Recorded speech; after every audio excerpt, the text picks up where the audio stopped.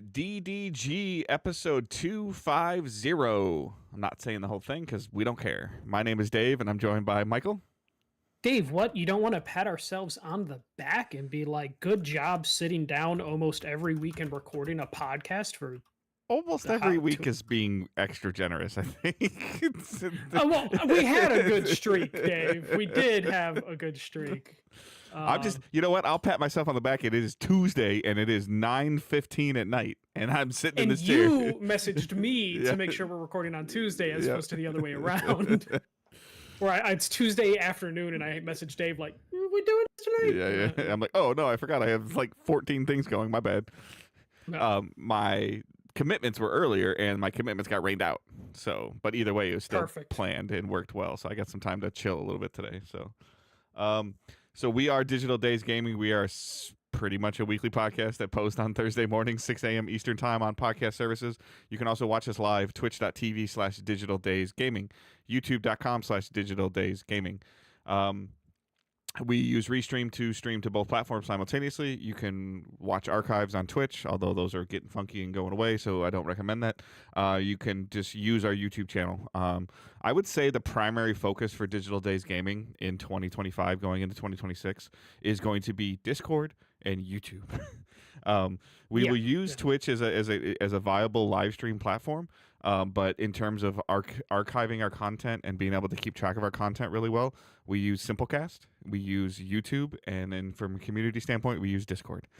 Those are, I guess, almost like the three pillars. Like Simplecast is built into our MP3 or whatever, our RSS feed. Yeah, you had me talking about something earlier. So built into our RSS feed. YouTube just does an amazing job linking with our RSS feed to give you an audio-only version, or you can watch the replay. And then Twitch is there as kind of just it exists, it's needed, it's necessary, but I don't feel like it's as popular as it used to be. TikTok is more popular. Right. We need to figure that out. That's yep. I was gonna say that homework, Dave. Yeah, there's a possibility that we might cast to all three platforms, Twitch, YouTube, and TikTok simultaneously. Simulcast. That's the word. But please consider checking those three things out. So you can follow on YouTube, you can subscribe on YouTube for free. You can follow on Twitch. That's free. You can subscribe through Twitch if you want to, whether you do that through a paid subscription or through linking your Amazon subscription. Please consider just checking that if you've been somebody that's done that for a long time. We appreciate it. It just doesn't auto-renew every month. So other than that, I think our playing and watching is going to be kind of light, but considering that we just recorded like 5 days ago or 4 days ago, we actually have some news to talk about. Yeah, we'll start the big one because it was a very focal point of what we were talking about it's like last less week. than 12 hours after we hit publish. Yeah, and that is Grand Theft Auto 6 has a release date, and it means it's been delayed to 2026. So Rockstar has finally revealed the release date for GTA 6, and it's not this year. It's in fact on May 26, 2026. And that obviously means it's not going to come this holiday. They've been telling us for like 2 years that it is coming 2025, and turns out, no, it's actually May 2026.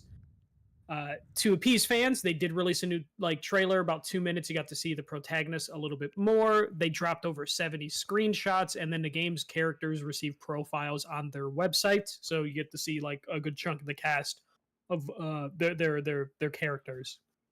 And then according to anonymous employees, they were never going to hit this year. A lot of employees did come out to be like, yeah, the 2025 release date was never going to happen. But looking at that trailer, you can kind of see like the amount of detail, the amount of stuff happening. This game is going to be a big milestone for gaming technology wise. Yeah, I actually missed the trailer. I didn't get a chance to watch the trailer. I'm not a huge GTA fan, but I also feel like it's been like 13 years since GTA 5 came out. Like this is going to be something that inevitably, even if I'm not, in a year from now, if we're not doing Digital Days, which I don't foresee that happening, this is almost going to have to be like a must play, which is with the hype and then this is a better time frame for it. I think, yeah, holiday would be fine, but I think like May going into summer, like this is kind of in terms of. I kind of blame you a little bit for this because I kept saying no way, no way, no way, no way. Mhm. You're like, yeah, like they'll do it. I'm like, yeah, but the window, and I'm like they got to start talking about these things, and they still haven't talked about them. But that transition of players, and I was just like, this can't be coming like in this holiday. It can't. And then, to truth be told, like I'm air quoting blaming Michael. We saw the mass exodus. We saw games leave that 6-week window of like October 15th Yeah. to Thanksgiving. They're like they just got out of it. So, and we thought that based on what we were seeing that they knew that it was coming. But now we're Yeah. getting information that they're like, oh yeah, we knew we weren't ever going to hit that. So are they appeasing shareholders? The answer is yes. Yeah. Which their stock dropped significantly when they said it was being delayed because May is outside of the fiscal year. So Yep. it's just like, shit. Yeah. So it's kind of one of those things where I'm like, huh, wow, interesting. And the other part of it is like, okay, that's sort of was expected. I mean, like, my barber is not in here right now. He might be in here later in the chat or whatever. But and him and the guy like that has the chair across from him, they would every time they would talk about it, they're like, I'm like, that's not coming this year. I said, don't get your hopes up. It's not coming this year. And then I started about 3 weeks ago to start believing that it was actually going to come this year. Because stuff was moving out of the way. Yeah. Stuff was like, hey, Take-Two moved something up. You don't move anything up. But Take-Two was like, no, we're moving Borderlands up. And you had other devs that would be talking about, their games coming out this holiday that are just like really quiet. Yeah. Which is funny though. This is going to have a different effect though. Now you're going to have people scrambling that were probably planning to release in spring, seeing if they can move up. So there's probably publishers going to devs being like, hey, you know how we said we'll give you 6 weeks for polish to get out of the way of GTA? No, fuck that polish. You're not going to get the time to polish. We need this out for the holiday. I have a question as well. Do you think production and tariffs and manufacturing played any role in this delay? No, I don't think because they don't the install bases are already there. No, but I meant like making the disc. Like where? Where do those components? I don't know where those components come from. Where it's pressed, where it's published, where it's shipped from. I don't know enough of that. So there's disc press places in the U.S. They're all over the country based on distribution. So they probably have enough, and also Take-Two has enough connections if they need to like knock on like a random factory. I just wasn't sure. Like and in the end, I think this might even give them more time for the gaming market to get even more out of control, for them to just come out with their ridiculous price point that's coming. Well, to be fair, like this. If you're Microsoft and PlayStation, you're not going to drop your prices anytime soon, even if the tariffs go away. Right. This will help a very stagnant console market that we're about to see, because basically with all the price increases from last week, like how much a PS5 Pro cost, how much a PS5 regular cost, Xbox Series X, all that stuff. A common thing that I've been hearing, this isn't my own original thought, but like this is a Jeff Grubb from formerly of Giant Bomb, but he was just like, hey, the industry basically said there is no more growth in the console market. We just need to milk the people that are already here, sort of thing. So I feel like this is the time where we're going to see the hardware sales are going to drop significantly over the next year. But Grand Theft Auto moving out of May might save console manufacturers just a little bit going into next year. And it also sets them up for the next, like a PS6 version and Xbox Next version, like of like they're gonna. I mean, I don't know. I'd have to go back and really look, but I think at this point we were up to 9 or 10 different SKUs for GTA 5, possibly a dozen, in terms of like the PS3 version, and then it running on PS4, and then the PS4 enhanced version, and then the Pro version, and then the PS5 version, and I think they did something for the Pro. Like that they might did have a been, Pro update. yeah, that might have been just kind of bundled together kind of thing, like where it was. But I still feel like you, bare minimum, potentially bought this on 3 platforms, purchased it for $60 to $70 on 3 separate platforms, 3, 4, or 5, 360. Yeah, I know. X. I have 2 copies. Yeah. I have a PS3 and PS4 copy. Never bought it for the PS5. Still haven't finished it. Yeah. For GTA 5, you got more time. I moments in gaming that, even though I haven't liked the Grand Theft Auto game since 4, which was 20 years ago, I still am going to want to pick this up and see what it's all about. The trailer just looks kind of unreal in terms of like the fidelity they're playing with. It wasn't all gameplay, But based on what they're able to do for GTA 5 on like PS5 and Series X, it's like, okay, we are going to see a nice leap Yeah. for this Yeah, game. I expect And I'm size interested and to see how it goes. scope to be ridiculous. They already were ridiculous on PS3, so now you do get essentially 2 platform jumps. So like I do expect it to be like just kind of ridiculous. So yeah, we'll see from there. It's I guess get out in front of it now and say it, but I mean at the same time I'm still gonna put my flag in the ground of like they got to start talking about how you're gonna transition from 5 to 6. They got to start communicating this. I was They worried. have all fall. Yeah. I was worried that they would have to do it over the summer, and now they can. I mean, but it'll be very interesting to see because like we talked about numerous times, like the service player has dramatically changed since the core foundation of 5. I wonder if they can gamify it a little bit of just like, here's your Vice City savings account. Start putting your Shark Bucks into this savings account that's going to be frozen until like GTA 6 comes out. Love it or hate it, they did a reveal today, and I was watching it. Like Destiny doesn't and they're not different SKUs anymore. Destiny 2 is not a different SKU than Destiny 1, like Destiny 1 was, but their ability to prologue into their next expansions. They've done it like 3 times, like the last 2 months or 3 months before something new comes out. Their ability to like put that little carrot out there to get those people playing again. Now, again, it just transitions right into the next thing with Destiny. Like you're not having to re-download or download a new game or purchase a massive, potentially $100 game. You can sometimes get away with a $40 or $60 expansion. But their ability to do something like that, I would be very curious to your point of like, are we going to like see, like you said, like a gamify or an event of like, well, here, let's like load up your moving van, kind of thing. Yeah, something like that. If like you want to take your shit over to the next one, guess what? You're gonna have to hire a freight train to move your cars. Go rent your U-Haul or go. And what's fucking crazy is people will do it. Oh yeah, people 100%. will. They wouldn't even bat an eyelash. But people like us will be like, "That's crazy. Why are you buying a freight train?" Like, I bought a large container, but my buddy bought a 2x large container for his stuff. Like my container's going on the freight train with my little logo on the side, and I'm like, bro, how much did you spend? Don't matter, man. It's coming to my next game with me. Like, they're actually just gonna do a rapture to where they're just gonna but it's gonna be a weird one where someone's gonna come down, and be like, okay, you can take two cars, and you can take a certain amount of money. Can't explain why. GTA 5.5 Noah's Ark. Yep. Just something weird, crazy like that.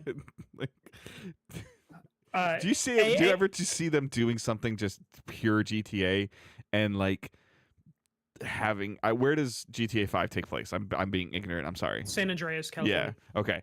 Like a meteor hits it, and like GTA 5. Yeah. dies. No, they could do something like that. Yeah. It's like.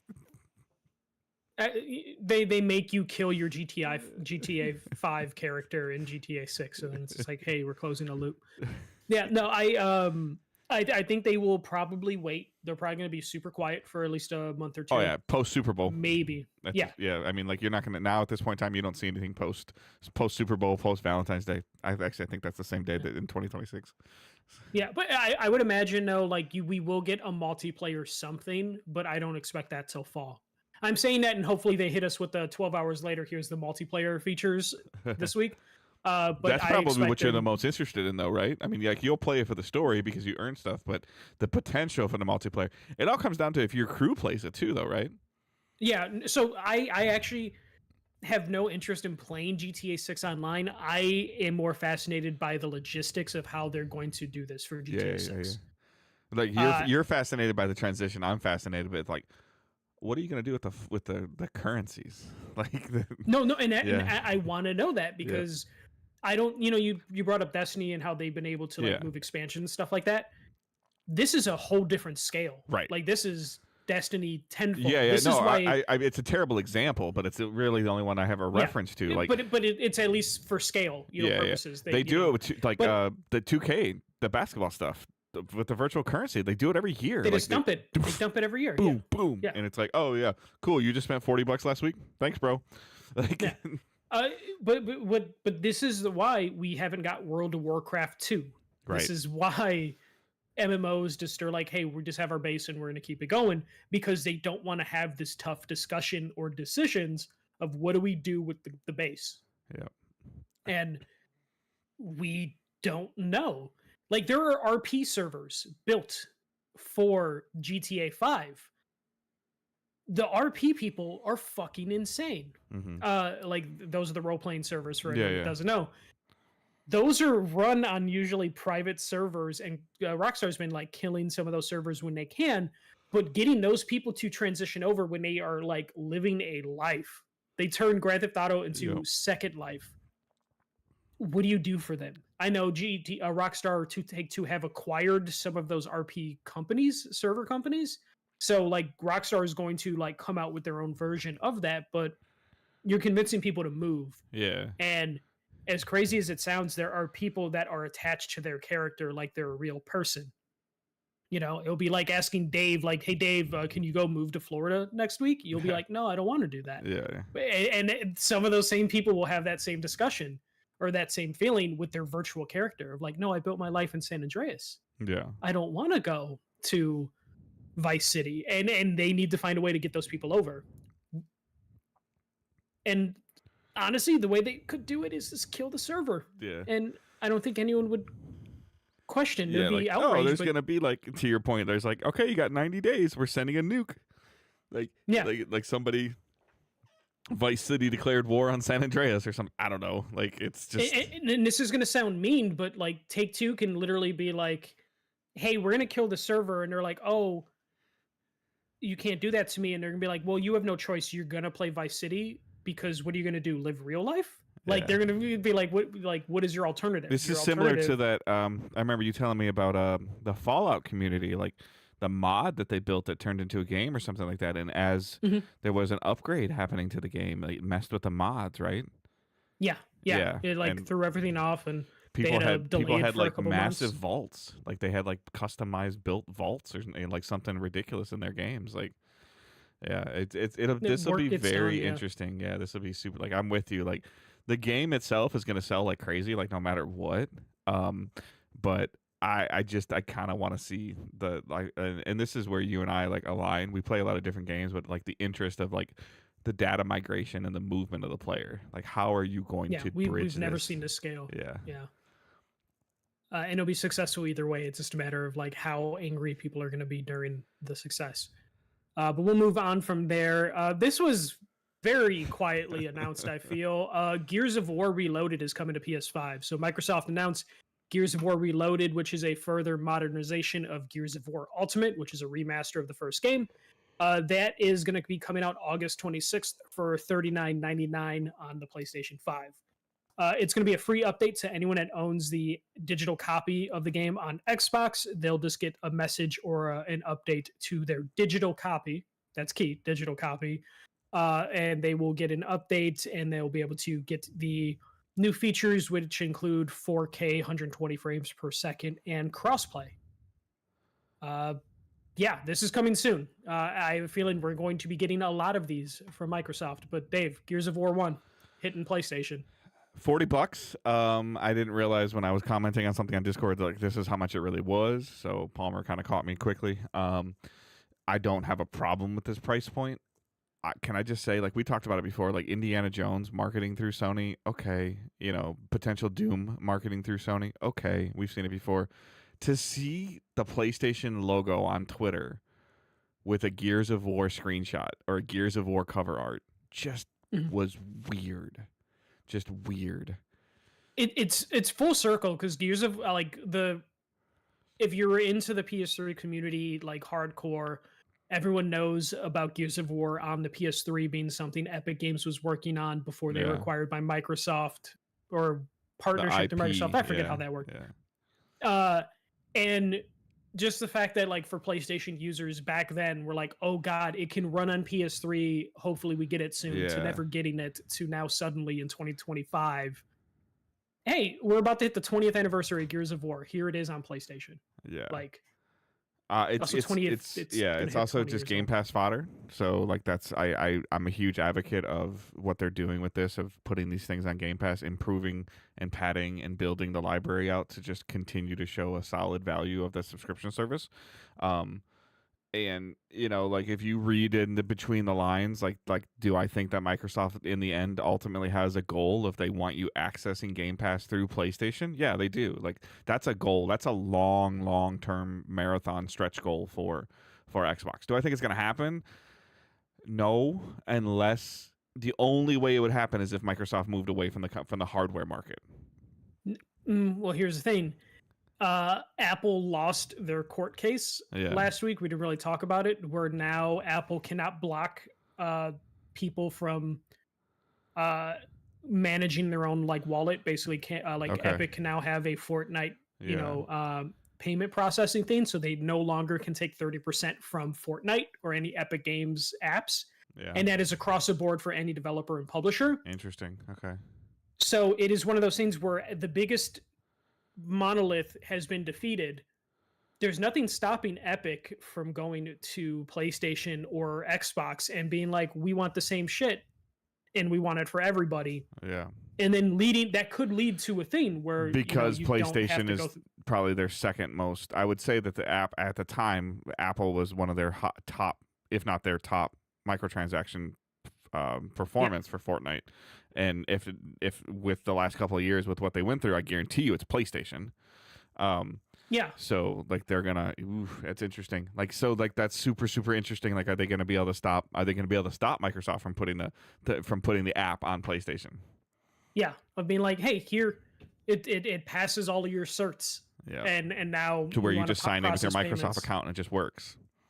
Yeah, because they could, if they wanted to be dicks, they could be like, hey, download Gears of War for free, download Forza for free, but in order to unlock it, you need to process a payment through the game to get your Game Pass. Like they could do like I know what you're talking about. Like where they even if I it's a shell you download, like it's a demo version you download. Even on Game Pass on PC, when I play a Ubisoft game, it redirects me to the Ubisoft store through the Microsoft store. Yeah, so like that could be coming. And this is a good way for Microsoft to get people on other platforms used to their stuff and a little used to their ecosystem. This game will have crossplay and cross progression across all platforms. That is a good way to get people to like get into that ecosystem because it probably will be managed through a Microsoft account. And for me, like, hey, if we're talking about me as the player right now, and if I'm playing, let's say, like, because Stefan will make fun of me because I use Game Pass as a demo and kiss off. But if I'm playing Gears on Xbox and I'm enjoying it and I'm playing and I make the choice to take something with me I'm gone for 6 weeks or whatever, and I take my PlayStation with me, I'm the kind of person that if I'm enjoying the Gears game enough and for some reason I can't bring my PC with me or I couldn't bring my Xbox with me for whatever reason, I would buy it again if I'm playing it and to know that my character or my progression and everything like that just comes with it based on your account. By the way, that'll be a Microsoft account. It's gonna be an Xbox account. Yep. Yeah. So like that, I wouldn't have a problem buying it again like that. Like I still wish NCAA had it, and they didn't have it this year, and hopefully I don't think it's coming next year either. But it's just kind of like it's super interesting, especially at like $40. And if this has, any kind of modernization of. Are we getting we have to be getting multiplayer. Multiplayer is going to be in there. Which I would say if you were doing a top 10 multiplayer game of all time, this is in the list, right? If not top, like most influential, it could be on there. I wouldn't say it'd be on the Mount Rushmore of multiplayer games, but it's on the list. If you were to make an influential list, if you're doing a starting, other things. If you're making an all-star baseball team style of 14, 15 players and starters and pitchers, like this game's coming out of the bullpen, or it's your third or fourth starter, like it's there. It's a contributing factor of one of the pillars of building multiplayer shooters. It's funny how quickly Microsoft has finally realized it was a thing we've been complaining about for years of like you were sitting on a treasure trove of IP. Fucking do something with it, especially in Microsoft's case. Microsoft has basically infinite money. Right. To where they could just pump these out. And now we've got an Oblivion remake, and then 4 months later, we're going to get a Gears of War remake. Does the Master Chief Collection have multiplayer? Yes. Okay. Yeah. I was wondering, like, how long until we get a full Halo 1 Like just like a Halo Well, 1 or and Halo 2 remastering. I think what they would Not do 343. with that. Yeah, I think what they would do with that is if they can't develop it fast enough, you release a Master Chief Collection in bunches of just like, hey, here's our roadmap for the Master Chief Collection on Yeah. PlayStation, and you release like 1, 2, 3 Reach over time to get But it on I'm even PlayStation, talking which- about I'm even talking about a $40 Halo 1 solo thing that is 2026, 2027, you know. I feel like Phil Spencer would want to do the Chief Collection. Okay. Like they got away with it without Gears because Gears doesn't have a collection like that. So I imagine if you do Halo, Master Chief Collection has been the marquee thing. And I don't think they're developing a Halo game anytime soon. So I Right. think you would do No, the I'm Master with you. Chief Collection, which would be hilarious. Like Marathon will come out next year or this year and fail. And then Microsoft's like, hey, you want to play a good Bungie game? We got 4 of them. Here they are right Yeah. now. That would be kind of wild. But Microsoft and Xbox finally realized, like, hey, we have a treasure trove of IP. Let's just start banging out remakes in between like the big marquee thing. It's a thing I want PlayStation to do because they're sitting on a ton of IP that they're just not using, and we're getting long gaps between first party new games and sequels. The only difference is Sony PlayStation does not have a huge bank account compared to Microsoft, where Microsoft can just throw money Well, Sony and get this working. doesn't have a bank account that they're willing to let PlayStation access. Yeah, and it's funny because PlayStation is making most of their money. Yeah, I agree. Yeah, it's very interesting to see. Like, they're selling the hardware, but they're not letting them invest in the software to potentially sell more hardware or to continue a hardware growth. Like, it's very. I'm sorry, to continue a software growth. It's very interesting. I mean, we heard about this even prior to the pandemic, like where, like, PlayStation was holding Sony up, was carrying Sony Interactive. For during the PS4 life cycle, the TVs were in this weird spot and struggling. There was talks of spin-offs. Yep. Where they were going to break PlayStation away from Sony proper. So now when you hear the stuff about like and we're running out of them, but like who do you let's use Resistance as an example, even though I don't think it would sell. Like a Resistance trilogy, a remastered Resistance trilogy. I think you'd have to do it as a trilogy, but like, who do you give it to? Because your studios, you're putting so much pressure on your current first party studios to make the God of Wars in the naughty Intergalactic. Is that it? Intergalactic? Yeah. Yeah. And whatever, and the Ghost franchises and MLB, like they've got their pillars of what they're making, of who they are and what they're doing. And because we know what Housemarque's doing, we know what Santa Monica's doing, we know what Sucker Punch is doing. I mean, the only one you have is Bend. And are you at this point? Are you trusting? Bluepoint. And Bluepoint, yeah. But but what's Bluepoint doing? Their game got canceled. They were making a God of War multiplayer game. Yeah. Which So they should have never been doing. But are you going to give are you going to give a Resistance trilogy to Bend? Well, what PlayStation is doing right now is they signed a deal with People Can Fly. Yeah. To that's 5 work years on out, a current IP. Like. Yeah. They're working with Bandai Namco. Yeah. And Bandai Namco have released Freedom Wars. Correct. They are working on Loco or Patapon. Yeah. 1 and 2 for other platforms, and Everybody Golfs for other platforms also. Because it was a thing where it's easy free money for PlayStation. Right. They take none of the risk. Bandai Namco pays them a fee, Yeah. and then PlayStation can be like, "Hey, we have first party stuff on our platform again," and that's the route they're going to go. But the only problem is with that route is they're only taking low risk swings at it, because a Resistance, a Killzone, those are a huge investment and a huge risk if they don't hit. Patapon, if it comes out, sells 100,000 copies. Yeah. They probably walk away with it like, good job. Like, and it's interesting because I feel like Ratchet and Clank was successful. Mm-hmm. Like they redid, Ratchet and Clank 1, and it was successful. There's a whole library of Ratchet and Clank games that I would argue Sly Cooper is just sitting. I agree, yeah, but I would argue like Crack in Time. Like I would love to play that again. Like that. Just there's a lot of stuff there. I enjoyed the Sly games on the Vita. I still remember that. Like, yeah. So it's and just, we're it's hitting. weird, so. Gears is going to turn 20 next year. and like we're getting in that thing where the games that we love from that generation are going to hit 20 years old over the next couple years. And it's a perfect opportunity to milk nostalgia if they want to go that route. And honestly, as someone who's getting tired of being burnt out by like new IPs and new franchises, I'll take some remasters at this point. Give me some safe bets as long as they're not $80. Right. I'll pick them up. Or to your point though, like you're talking about a game that like I didn't own a 360. I haven't played Gears. I've messed with it a little bit. I haven't played it, and I would. And like at that Never time, finished. I was 18, 20. Like I mean, like. I turned 42 in 5 days. So it's just kind of like stuff's changing, and the type of player that I am has changed over that time too. Like years ago, like even prior to Destiny, which has been over 10 years now, like first person shooters used to make me motion sick. Some still do. As I built up my stamina and stuff like that, but there was games that I was just like, oh, that looks really fun. And I'd play it at a friend's house and be like, nope, I'm going to go throw up. And I wouldn't play it.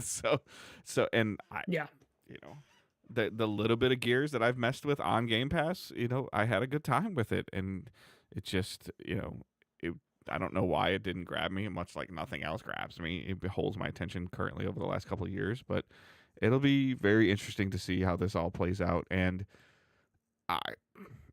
August, end of August, you got your Madden players, you got your college players. This is going to chart. This is going to be top. It's going to be on PlayStation screen. It's going to be on their top downloads. It's going to be there. Put out the Mad World commercial again. Yep. People are going to be nostalgic for that commercial. Because that's the thing that people remember from Gears 1 is that commercial. Yeah. Put that commercial out during the start of the NFL season or preseason at the time. Yep. And people are going to be like, oh shit, let me pick that up. I don't have an Xbox. Oh, it's on PlayStation? Yeah. I have one of those. And they'll pick it up. So it's a good move. And also it's a good move for PlayStation. Like PlayStation's going to make money off of this. They're going to get their 30% cut. And they're going to have something for people to play during that time. Yeah. So it's good. And it's going to be brand new for a lot of PlayStation people. I only dabbled with Gears back in the day because I didn't have a 360. I could play it now on Xbox with Game Pass, but now that this is coming, I'm like, okay, I'm not going to pick that up anytime soon. Yeah, it wouldn't bother me. Like I'm to the point now where I do it with some of my other games. I'm sitting here right in front of my PC. I'll play Gears on, like if you pick it up on PlayStation or if Johnny's a boy picks it up on PlayStation, like I just hop in the Discord. Like the ease of use of everything now compared to 5 years ago, 6 years ago, like just the platform just doesn't matter. Play the game, have fun. Who cares? Like please just let people play. Yeah. All right. The next and last news story is the next Battlefield game will launch by March 2026. So Bullshit. EA in a financial call said, EA said in a financial call, Battlefield will launch by March 2026 and have a full reveal this summer.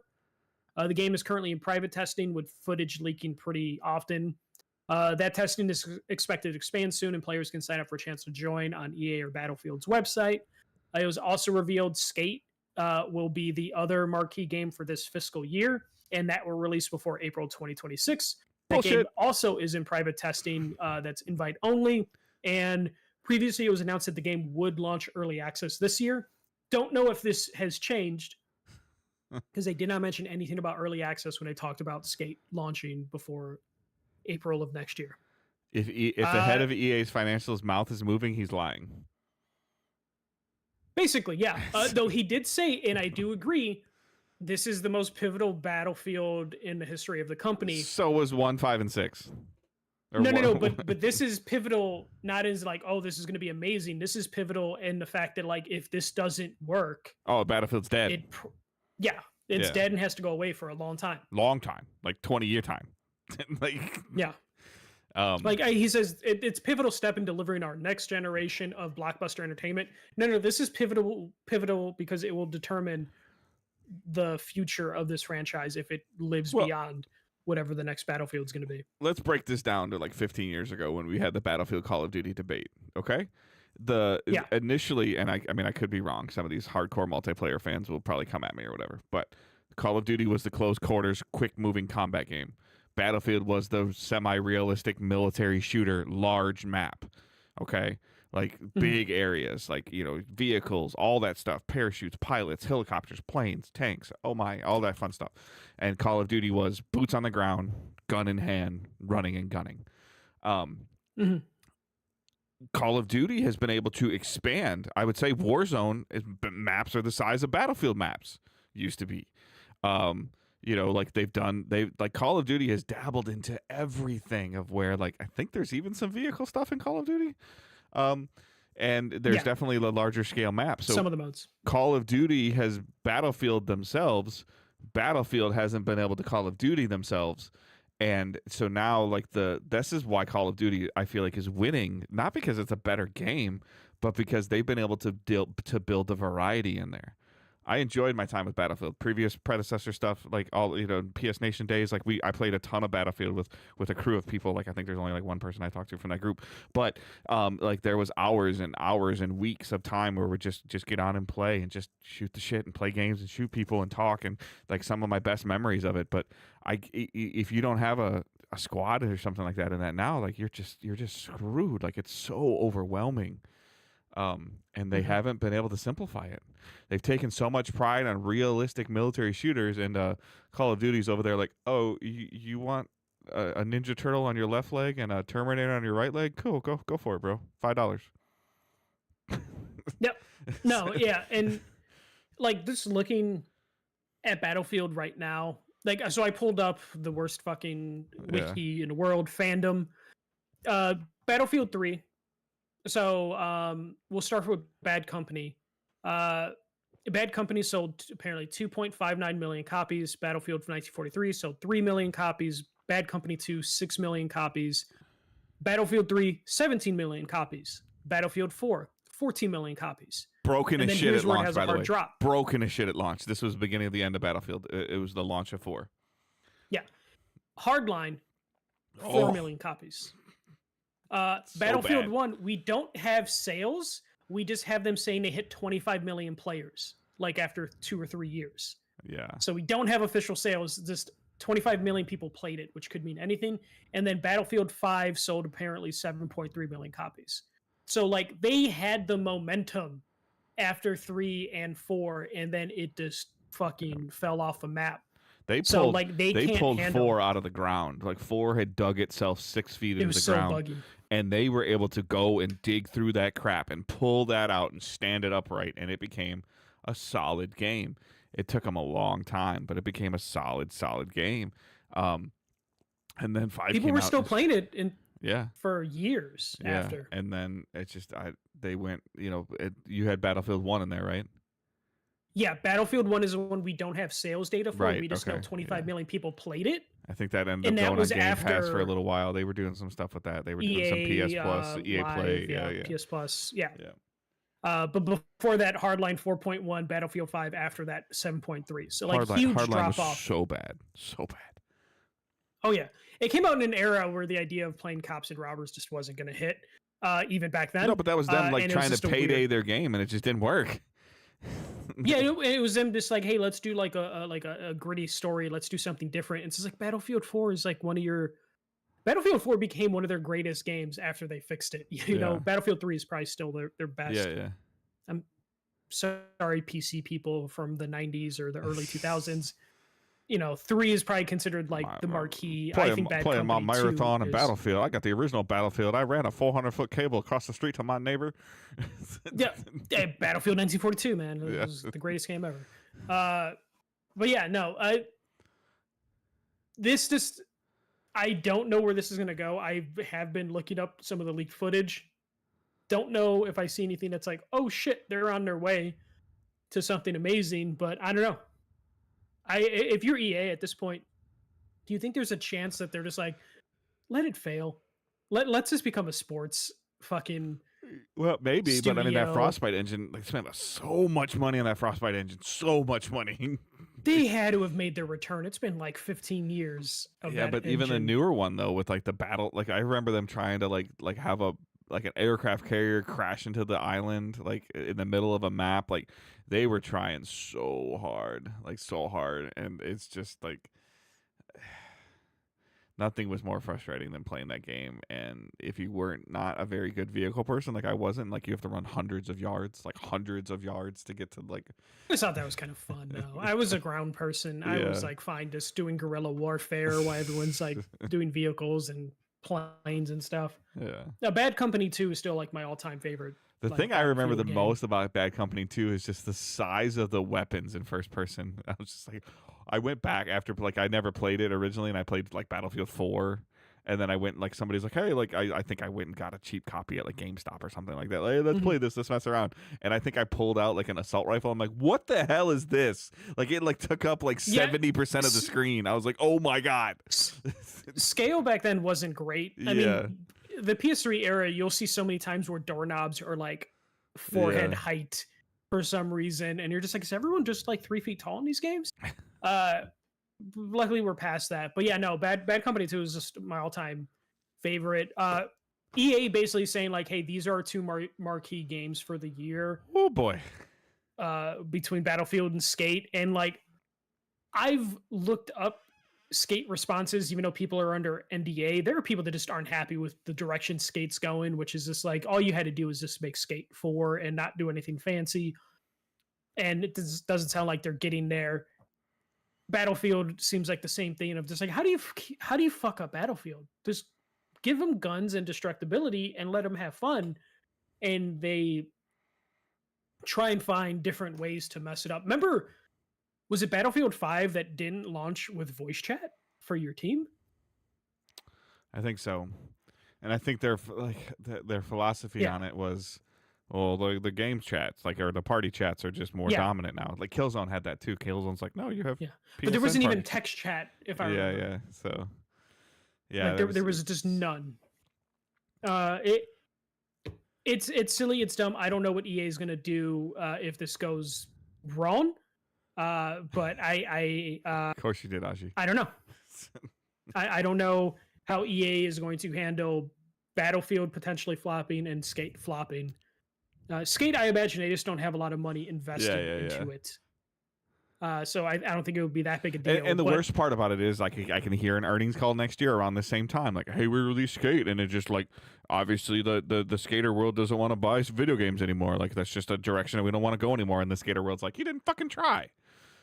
Yeah, it's like you made a fucking live service, always online multiplayer, connected world game bullshit, and it's like, oh no, we did it. I don't know. Though I will say, like, if you're Battlefield and this announcement happened before GTA got its release date, are you just like, fuck, if we release in March or April, that only gives us like a month or two before GTA. And they can't, like, to your point, like you said earlier, like, yeah, like Ajay, we were talking about the delay earlier. You missed it. You were late. We can't, that EA can't tell them that, like, hey, hit December, January. Like, they're like already strapped. They're probably like the DICE team's probably like, you said when? What? Like, no you way, can't bro. Take these 4 months. It's no, gonna be saying, like they're probably thinking holiday 2026, and EA's financials are like, oh, spring 2026, and then we're gonna talk to them about, you know, winter 2026 to get in front of GTA, and like the DICE team, winter 25, sorry, the DICE team is like, no, we want, like, we're saying fall 2026 is a hope. Like, if we do everything right, we can do that. We weren't going to be ready fall 2026, even if, you know, we were planning for it. Yeah. Let alone like, can you do it like 3 months earlier? Yeah. Like that's the type of conversations that are probably happening right now. That's the type of scrambles that are happening. I guess the only good thing is like they're like Grand Theft Auto is just like, hey, we're going to do it after the fiscal year.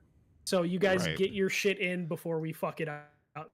Like, you're gonna have a horrible 2026 because we're releasing our shit as soon as the new year starts, or the new, like, financial year. Right. But that's all I have for news, except for one thing, Dave. Yeah. Something is kind of delayed. Not really, but it's being delisted, which has got to be a new feature we have at this point of like what's delisted. Evil Dead has been. Go ahead. What's delayed listed? Evil Dead. So Evil Dead has been delisted by the publisher Saber, but the online servers will stay on. It's already been delisted from PlayStation and Epic Game Store. I believe it's still up on Steam and Xbox, but I don't know how long that's going to be up. Uh, they're at least going to keep the online servers going, which means we're going to see a run in the price for the physical copy of Evil Dead. But yeah, that's happening. And there was a bunch of other games that were delisted last week as well. I just can't remember what games they were. But we're going to see more delistings coming up. Either licenses expire, or they're learning from the movie industry and are like, hey, if we just make something unavailable, we can kind of do a write-off. So we're going to start seeing more and more stuff disappear. Yeah. All right. So for me, playing and watching is gonna be kind of short. My first of all, like huge kudos to my wife, Angela. She graduated last weekend with her master's in teaching or education or something. She got her master's degree. So if you follow some of us on social media, you saw that. So that was kind of our weekend, just making sure that like that was all like that went off without a hitch. My daughter came home for a little bit, and also my son graduated on Friday with his master's in education down in Kentucky, and we weren't able to do both. So I think at my wife's graduation, they gave some stat that like 10% of the population has a master's degree. And now I've never even touched college, so like my wife will have a master, my wife has a master's, my son has a master's, and my daughter will have a master's like this time last year. Like that's kind Can of you get like residual masters at that maybe, point? like through osmosis or something, like Yeah. so, Maybe if you stack all three masters on yeah. top and then just take a photo of you holding it, it'll work. Yeah, so huge props to my son, huge props to my wife.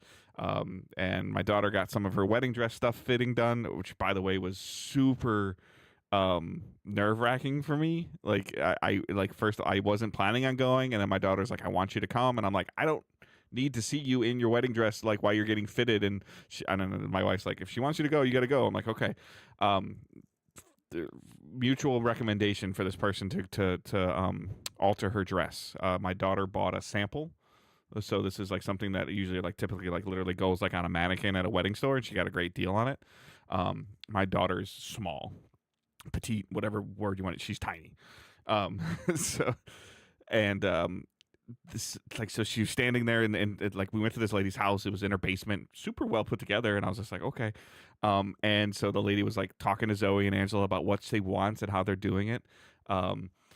And they were like, the dress was long on her, and she just started free cutting this thing, like literally like busted scissors out and started free cutting it. And I'm like, oh my god, like that's like permanent. And she's like, she looked at me, she's like, are you okay? And I'm like, sure. They're like, you should not be here right now because you can't handle this. Yeah, I had no problem like seeing my daughter in her dress. I did like none of that stuff like bothered me or anything like that. But like the sleeves were long, and she kind of like did some quick fitting and pinning on her sleeves and just took the scissors and was like, shrink. And I'm like, oh my god. It's just like if she cuts wrong, then we're done. Like, but in the end, my daughter's gonna she looked fabulous, and the dress looked cut great, and like they're gonna do all the hemming and finishing and fine touching and little hoops with the veil or the trail, the train. I don't know, but that was just a very interesting weekend of seeing that stuff of like, yeah, my son's gotten married before, but that's like, I mean, I'm not demeaning my son's marriage, but that's my son versus like my daughter. Nope, you did it. You did it, so my son had to put like a suit on, and like and you know, but seeing my daughter and like, well, like she's getting and married he keeps in September. His last name, so you're just like, I don't, yeah, I mean, I don't have any attachment to that. It's the way it goes. I have attachments to my last name, but not the processes for my daughter to take the last name of her husband. And he's a great guy too. Not the processes for the name of her husband. Too. That was I talked about briefly earlier, Destiny, like, and you might be interested in this, Michael. We didn't put it as a news story, but they announced like 24 months of content, like from July, like all the way into 2027. Like they're talking about what they're doing into 2027. There's dates, there's titles, there's names. You know, so they're legitimately gonna try to continue producing content for Destiny and run Marathon. And it doesn't sound like Marathon's running very well right now. So sounds like Marathon needs a little bit more time. Yeah, so I don't know if Sony's like, okay, like if you're worried about Marathon, like what's this, you know, this cadence gonna be for Destiny? And it's the stuff I saw wasn't like super like wow or impressive, but it's enough for me and my commitment to Destiny of the last X amount of years that like they're gonna get $100 for me for the next year. Like that's just inevitable. And I won't feel like we've been talking a lot about game pricing. There's been game pricing talk in the discussion, dollars per hour in our Discord and everything like that. You'll get more out of that $100 than you will $80 for Mario Kart World. Yes, I will. But the like potentially, if Mario Kart World's good and fun, it would be close. But eventually, over time, Destiny will win just because I can play it solo, or multiplayer with. I mean, fighting other people, like there's probably only so many times I can beat Owen before he says, "Screw you, Dad, I'm not playing with you anymore." It's coming, Dave. He's gonna beat the shit out of you in one of these games. Not until he's like 20. No, it's coming, Dave, and you're gonna just cry during one of the podcasts. I continue to hear amazing things about Expedition 33. You're probably going to talk about it a little bit, but I continue to hear amazing things about it. So I think I might, do what I do all the time and trigger a download and forget I downloaded it. And then caught up on Last of Us, so the television show. The first thing I thought was super cool. You are watching those clips at the end, right? Yeah, I do. Is that the official podcast or no? Is there like a longer podcast? Yes, there's an official like HBO podcast. Is that like a 30-40 minute conversation, or is that like the little clips of the 8 minutes we see at the end? No. There's a full like recap podcast. I don't have a commute anymore to listen to this stuff. Yeah. The James Worthy thing I thought was super cool on this last episode. The guy that's playing the head of WRF. Or the Wolves. James Worthy. Why James Wright? Jeffrey Wright. I'm sorry. Jeffrey Wright. Jeffrey Wright. Okay, yeah. I was like James Worthy. That's a basketball like player. A sports name. Yeah, it is. Yeah, I was just like, yeah. Jeffrey Wright, the same guy that voice acted Isaac in the video game, is portraying and acting as him in the show, and it's awesome. Yep. Yep. No, it's a perfect. You can't complain about that casting. Yeah. No, I don't have any problem with any of the. I don't complain about casting usually. Yeah. So a lot of people hate the casting in the show. It's like, hey, nope, that one's perfect. They've dialed this up to like the interactions. Like my problem was comparing the game, and I'm trying to speak vague, comparing the game events to the television events, where I was like sometimes disappointed in the television events, especially in season 1. I am not disappointed in the television events in season 2 at all. No, yeah, I would say, because like me and Sarah like watched it when it happened, like as it was airing, and we digested it a little bit, and it's one of those things where the moments that they recreate and the sets that they recreate from the game to the TV show are fantastic. They're so well put together. The actual stuff that's happening in those scenes work really well, or in those moments. It's just some of the stuff in between those moments, the new stuff, I feel like they're kind of flailing just a little bit. Yeah, I agree. They're doing a poor job of introducing the new characters, I think, or the new or easiest way, like the new factions. And maybe they'll fix it. I think the problem they're having is they're rushing through it just a little bit, and we already know it's 7 episodes this season, not 8 or 10, however it was last season. But also the benefit The Last of Us 2 had, the game, is you stuck with one point of view for several hours. You barely bounced between characters, and I feel like they would benefit from like, we're only going to work on the wolf people for an episode, or we're only going to worry about which Ellie is and what Dina. I thought they were going to do. Like, it's legitimately what I thought they're going to do. We came up to the big cataclysmic event, and then I'm like, okay, let's unpack how this event happened. Let's build up to making you understand how this event happened, which is kind of what the video game was doing, just in 2 very parallel paths that we didn't realize were parallel until farther along. So it's just very interesting to see, because certain things that we used to say would be easier to portray in a television show or a movie, I'm determining are harder to portray, because it could just be like we used to get a ton of information in Last of Us 1 and Last of Us 2 with either flashbacks or just walking. And the conversation of walking. You can't do that. You can do it on television, but you lose your audience. Like, you lose the attention span. And there's moments that I realize, I'm like, oh, you know what they're missing? The 20-30 minute combat sections in between the important things that are happening. So in a TV show, it's just like bang, bang, bang, bang, here we are, to where Ellie and Dina have a very, we're not spoiling anything, Yeah. like we're trying not to, but like Ellie and Dina have a very important conversation in a movie theater that in the game got a lot of time to unpack. And in the TV show, it's just like, hey, we got 5 minutes. Yeah. Like, you know, It happened like we only have a certain amount of time. 5 pillar style events happen in one overnight sleep. Yeah. You know, and it was just like, we didn't get any in the show time was to, like 6 minutes. yeah. And we're not getting time to marinate. We're not getting time to like see the characters have true reaction to it. And it's a shame because it's like, the actors are doing phenomenal. The actress they got for Dina, Yep. like I want to look up other stuff she's done. I mean, she's Dora the Explorer from the live action. Yeah. Dora the Explorer thing. I think so. I don't know if I can watch that movie without like cringing. Do you remember the the beginning of this last episode in the convoy, like where they were talking about the voter thing? That's all I'm gonna say. That was my favorite moment. But do you know who that was? Josh Peck from Drake and Josh. Yep. Yeah. it's like... I clocked him as soon as he started talking. I was like, oh, what the fuck? Josh Peck is in here. He makes cameos and shit. Yeah. My wife had to tell me that. Really I didn't know that myself, by the way. My wife had to remind me of it. Yeah. So.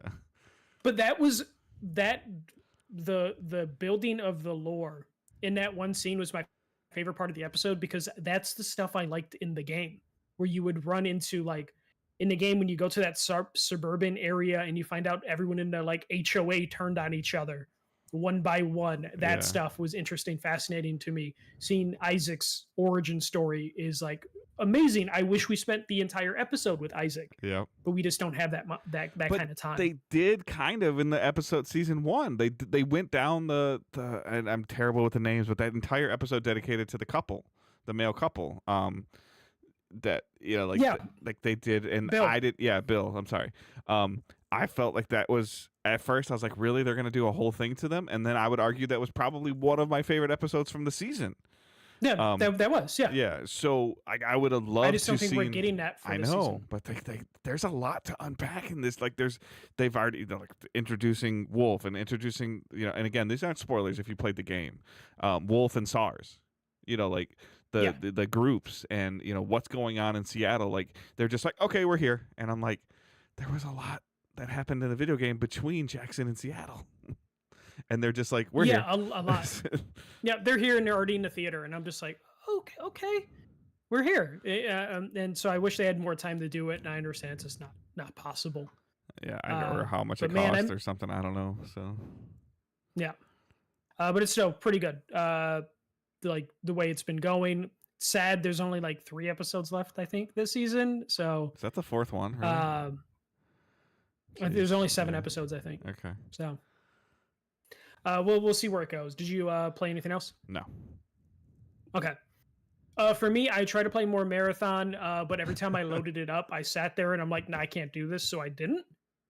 So bad on me for not doing my due diligence there and letting the alpha beta expire.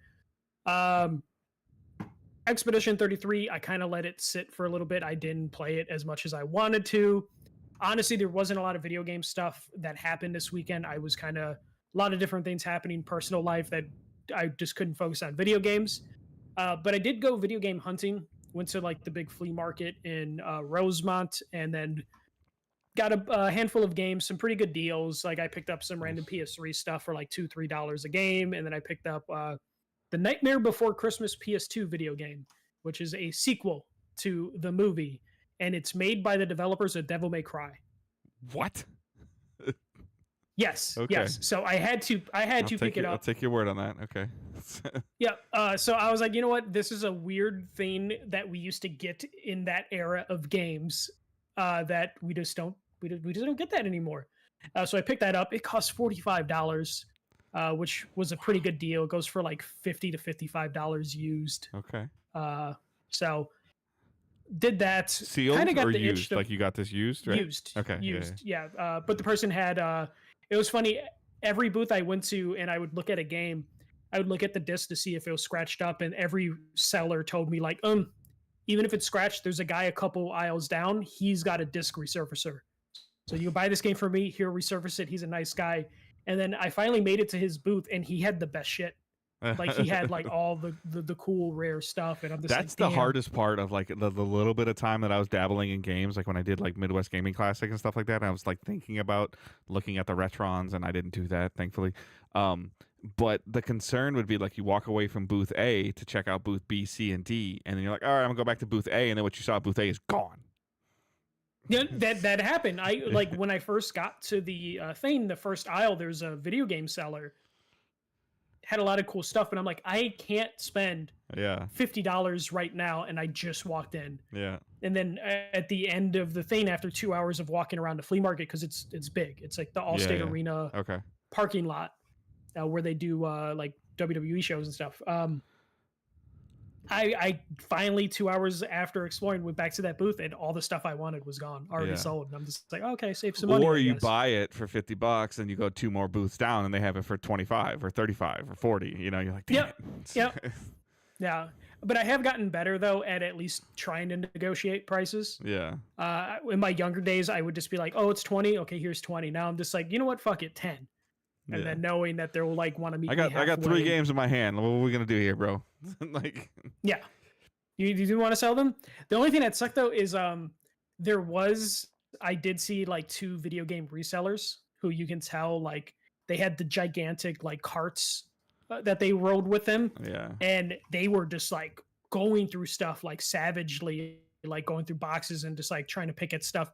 Didn't give a shit about like the way they were treating the other items they weren't interested in. They were just like digging for their stuff, and you could tell like the people running the booths were like, man, this guy every fucking week disrespects my stuff. But then looking in their cart just to see all the good shit they had, because they got there at probably 4 a.m. yeah. You know, like because the flea market opens at 6 a.m., but the people that have Hardcore, booths you know. get there at 2 a.m. to set up. So it's one of those things where, you know, like soon as they got a chance to go through it, they did, and they just had carts full of stuff. And I'm just like, I was talking to my friend, I'm just like, we need to beat these guys next time. Like we need to try and get there. Yeah, but then to you're beat gonna these you're people, gonna you're 'cause gonna know like what it takes to beat them, and you're like, you know what, I don't care that much. Like you say that, No, but then when probably. reality happens, you're like, I don't care that much. What, 3 a.m.? Nah, fuck that. I'm going at 9. Yeah. We got there at 9, but like I think my like, oh, we'll beat them. It will me getting there at like 7. You know, just like if I could just get there a little earlier and I see them and I go the opposite direction they go, Yeah. and hope that like I can get something before them. Yeah. But just seeing a reseller just like go into a box, and they just they like were drawn to a box, and then just picking out all the good shit and then destroying the worst lowball offer they could possibly offer at someone, and just being like, that could be me. I could have got that DS, that Game Boy Color, and all those DS games for $30. Fuck. But yeah, so some video game hunting, a little bit of video gaming, but not as much as I would want. Okay. But that's it for me. All right. So that's it for playing and watching. We'll do a quick Ask Digital Days question. This one comes from Stefan, who I think might be up to date on the podcast, potentially. I think he said he was. That's amazing. Yeah. So, although I did nail the like he won't hear this till Easter, and he actually heard it on Easter, and that was like we recorded like in December. So yes, that was great. So he writes, and he put it in Discord under the Ask Digital Days channel. Which MLB, NBA, and NFL teams do you hate the most, and why? You want me to go, or you want to go? I can go. Okay. So MLB teams, I don't hate the Cubs. I hate Cubs fans. I think that should be a distinction. I hate the Oakland A's with a passion. I know they're not Oakland A's anymore, but the White Sox, the team that I liked growing up, like the when they were good, they could never fucking beat the A's. They would always lose to the A's, and it was always going to be that game that would get them like, oh, they might be able to lock down the first seed or the second, you know, like the wild card spot if they beat the A's, and they never fucking could, even though the A's were dog shit most of that time. Though Billy Beane had like Moneyball era. Yeah. So I hate the A's, and I also hated the field that they played in. It just looked like shit. I hated it. So don't like the A's. Again, I don't hate the Cubs. I just hate Cub fans because they're the least informed fans. They're only at the game to get fucked up. That's for MLB. NBA, I hate players, not necessary teams. Okay. There are players that I hope they never win a championship. And and those include like James Harden, Ben Simmons. Like I'm like love and hate with LeBron. Like I respect his stuff, but I hate the way he flops and like complains during games. Same thing with kind of Luka Doncic. I don't like the way he plays the game sometimes, even though he's really talented, really good. So there's a lot of players I hate. No teams that I really dislike. I should hate the Pistons. Yeah. But I liked the 03 04 team, like the championship team. The going to work blue collar. Like I was a big Tayshaun Prince fan. Yep. Rip Hamilton with the mask was super cool. So like I know I should hate them. I kind of hate. So I don't hate the Knicks. I hate the Knicks fans. They even though they know about. I hate both. But it's different than the reason why I hate Cubs fans. Cub fans don't know the team. Yeah. They just like the logo. Knicks fans know the team. They're just obnoxious about like how they root for their team. So I don't like Knicks fans. I have no problem with the team. You know, I liked Marbury back in the day. I liked Sprewell back in the day. Allen Houston was pretty cool. I really like the Nova core they have now. I like Jalen Brunson. I like Josh Hart. I like Cat, who I know he's not a Nova person, but I like that core people, but I do not want to see them win because I don't want Knicks fans to be happy. Anyways, don't worry. So like Boston will sweep, or Boston won't sweep them, but Boston will eliminate them. They won game one. Boston missed 45 threes. That won't happen again. It probably won't. It probably won't. But yeah, like I don't want Spike Lee to be happy. Yeah. I like his movies. I just don't like how he acts at the court. Like, so I don't know. And then it comes to NFL. Every NFL team's trash. Like, I don't like football. Guy, so. And NHL, I only like the Blackhawks. I don't care about the other teams. I mean, so other than the Browns, you could pretty much say any Cleveland team or New York team as a Detroit fan. Like the Indians for baseball, the Cavaliers, like because like the LeBron James and the Cavaliers like ended the Pistons run.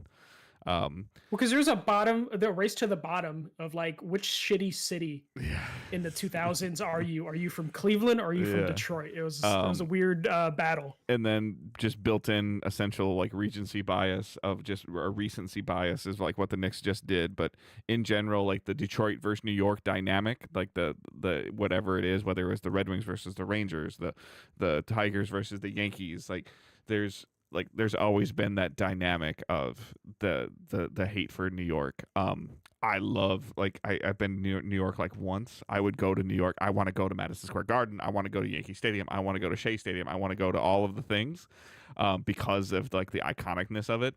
But I really want to go like when the Tigers play the Yankees, and I want to wear all my Tigers gear and be my obnoxious fan. I'm not that obnoxious, but and you know like know that like and especially with my team like winning and stuff like that. Having one of the best teams in baseball right now is a surreal feeling. It's because it's been so long.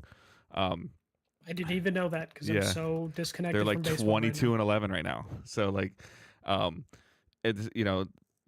In NFL, like I mean, it's an inherent built-in hatred of the Packers and the Bears. The Vikings not as much, partially because they like growing up a football fan, like they were cool. Randy Moss, Chris Carter, like that, and then now they have a national championship quarterback from Michigan that's going to be their quarterback this year. Like there's a hard to root against him to not be successful. And then there's a part of me that's probably going to pay a little bit more attention to Bears games than I would normally because they took our offensive coordinator. So like at the same time, I don't want the Bears to be successful, but I don't want Ben Johnson to fail because he was such a big deal for what the Lions turned into the last couple of years. So I'm very torn with that. But you know, but overall, I love baseball. It's just in general, like I wouldn't say that there's a team that I hate. Aaron Judge is, like, to your point, like you talked about players in basketball, like Aaron Judge is a phenomenal player to watch. I don't think what the Houston Astros did, like in terms of like what they were, you know, allegedly doing, or like I don't think that was like this huge competitive advantage. They were still a very talented team that probably without doing it would have won, but we would never known that. It's the same thing about steroids and Barry Bonds. Like, could he have done it without it?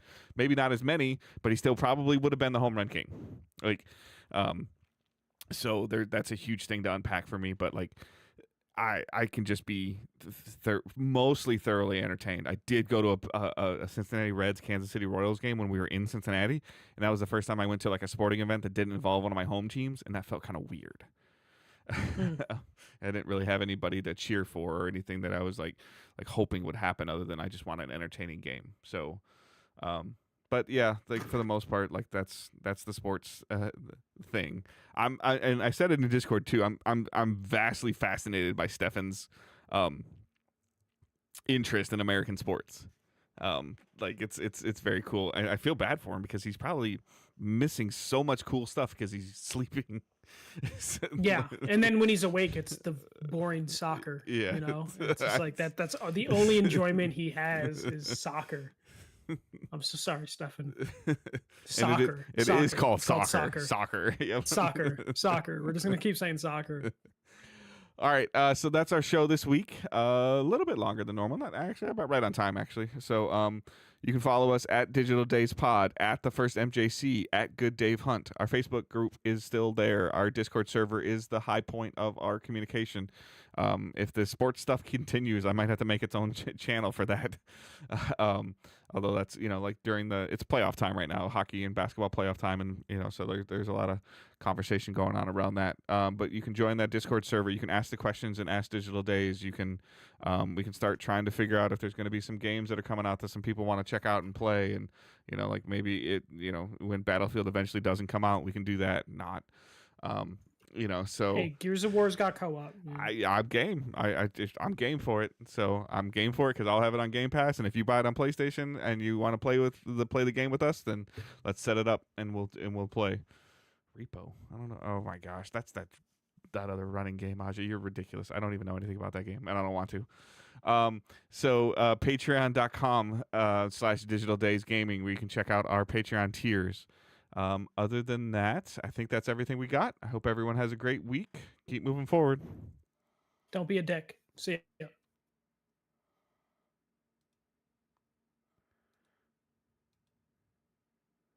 All right.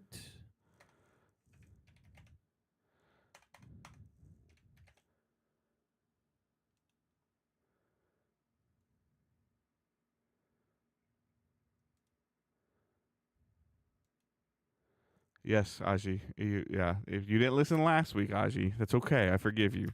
But both of us were actually able to get our hands on a pre-order for a Switch 2. I got mine from Walmart. I think Michael got his from Best Buy. Yeah. So. Yep. Yeah, Aji, I had to get that for Owen.